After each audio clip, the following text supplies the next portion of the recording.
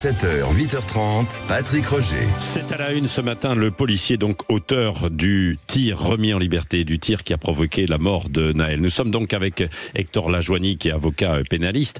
Vous vous attendiez à cette décision ou pas? Est-ce que c'est logique?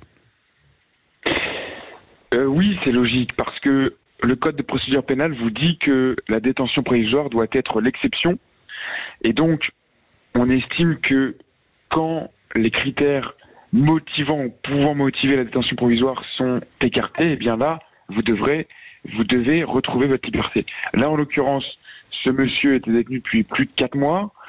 Il n'y a rien de choquant à ce qu'il soit remis en liberté, c'est juste le principe. On estime qu'on place en détention provisoire le temps que les personnes soient interrogées, et puis vient un jour où on peut les placer sous contrôle judiciaire. Cette décision, elle est normale, elle me rassure.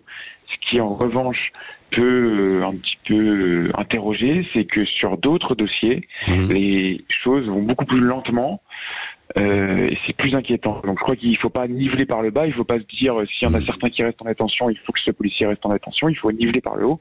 J'appelle juste et je rappelle juste que j'aimerais que les choses aillent aussi vite dans les autres dossiers. Oui.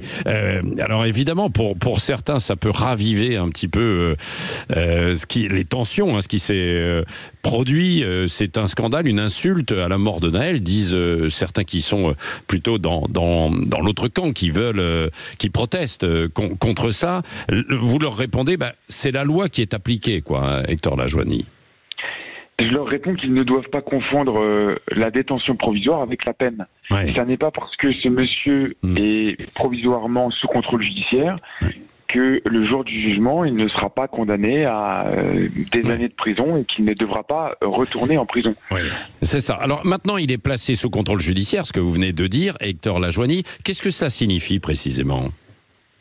Ça signifie que vous avez une liberté mesurée, parce que vous avez des obligations. Lui a, je crois, d'après la presse, une interdiction de contact avec les témoins et les parties civiles. Les parties civiles, ce sont donc les victimes, les plaignants, ou en tout cas les familles des victimes. L'interdiction de paraître à Nanterre et l'interdiction de détenir une arme.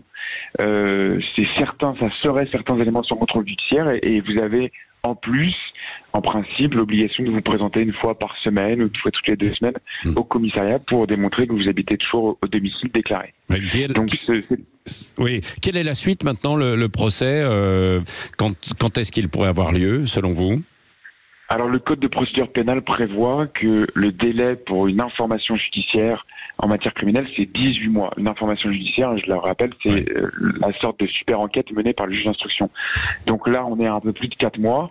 Donc le jugement devrait se tenir, en principe, pas avant 18 mois à compter des faits. Mais là, j'ai l'impression que les choses vont extrêmement vite. Et c'est vrai que quand ça concerne les policiers, les juges font extrêmement bien et rapidement le travail, et donc le procès pourra avoir lieu un peu avant cette date-là, plus vite que les délais prévus par le code de procédure pénale, à mon sens. Oui, merci beaucoup Hector Lajoigny, avocat pénaliste, et on va suivre évidemment ce dossier.